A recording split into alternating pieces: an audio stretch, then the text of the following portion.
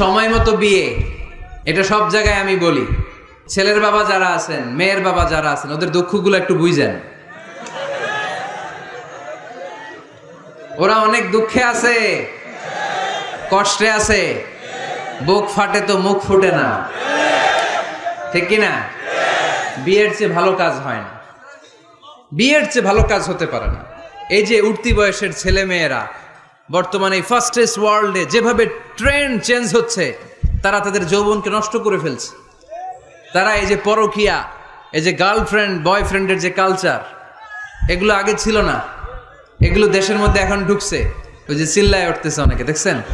100% common পড়ে গেছে এদের। তো এই যৌবনের তাড়নায়, এই যে যুবক বয়সে তারা যে পাপগুলো করে, অবৈধ মেলামেশার কারণে, হারাম রিলেশনশিপের কারণে একটা পার্সেন্টেজ গুনাহ বাবা মার কাঁধেও আছে না নাই? এজন্য খবরদার, ওদেরকে যদি সময় মতো বিয়ে না দেন, ওরা যে পাপগুলো করবে এটা শুধু ওদের পাপ নয়, আপনার কাঁধে